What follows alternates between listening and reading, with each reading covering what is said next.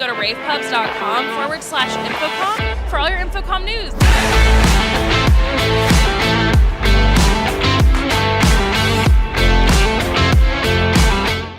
Hey everyone, Steph Beckett here at InfoComm 2026. I am joined by Rob Schmidt at Cree LED. First of all, how are you? How has the show been?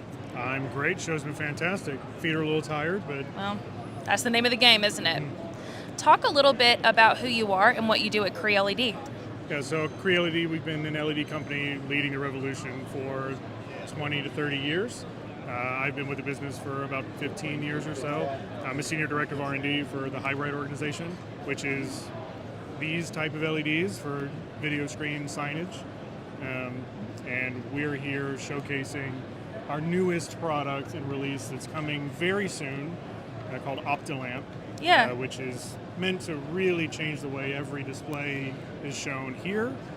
So hopefully in 6 months everything is different.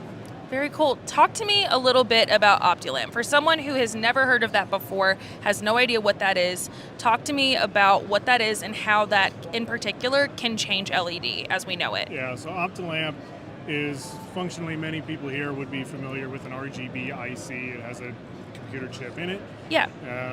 We took that model away from the basic version, which is like a glorified Christmas light for decoration.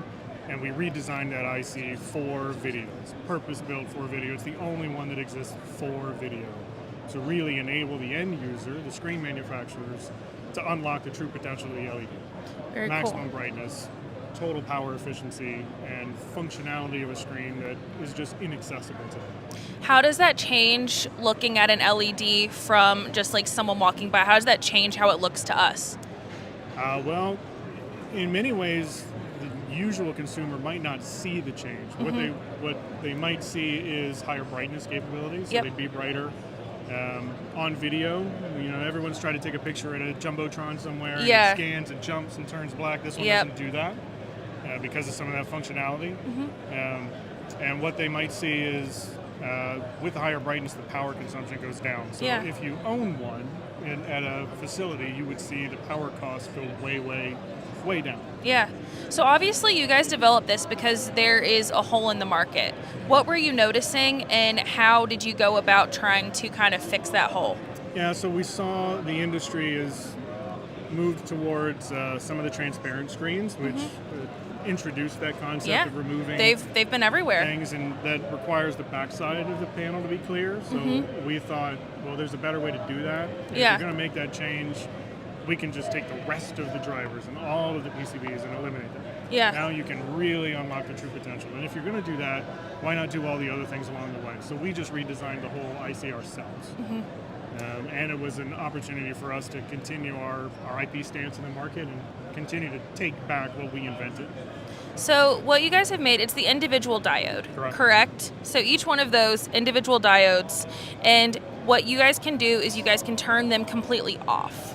Yes. Not everyone can do that, am I correct? I don't believe anyone can do that. So yes, our technology enables it to, when you go to a black screen, powered but on. True black that's very rare. Yes, so this goes true black. We can turn the light emitting diode portion completely off in a grayscale in a black screen and immediately turn it back on with no latency. So why is that important?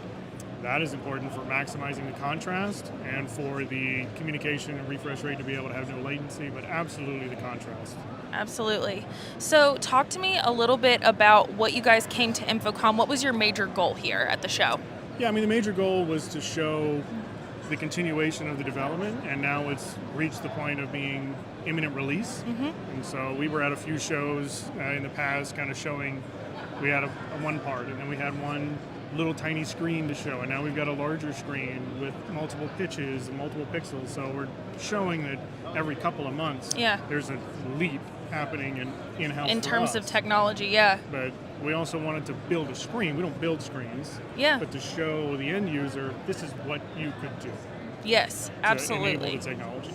So next year, if you and I are at this same time, same place, InfoComm 2027, what is your biggest goal at Cree for what the show floor might look like? That you see Cree LED's name on half of the booths here, and I might meet you at one of those.